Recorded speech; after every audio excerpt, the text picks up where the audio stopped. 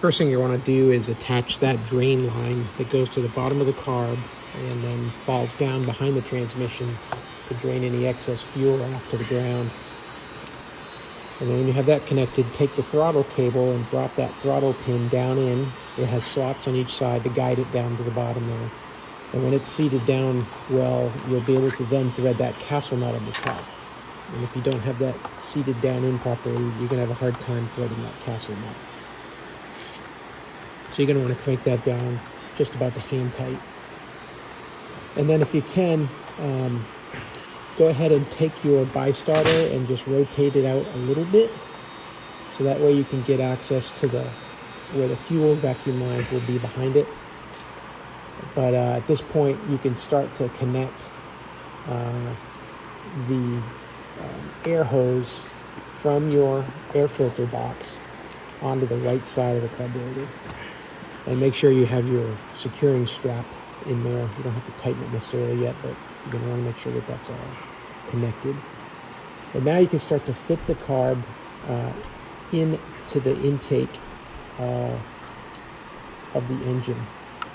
Now you're going to want to remember there's that plastic spacer that goes in between the engine and the carburetor itself and has a rubber O-ring.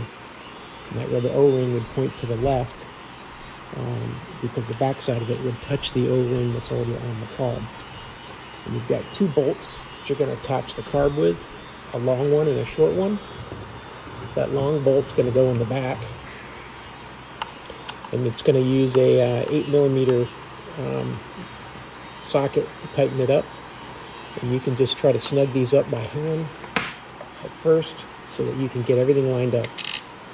And now we're putting that small bolt into the other side. Just be real careful with these. You don't want to strip these threads on the carburetor, and you need everything to line up.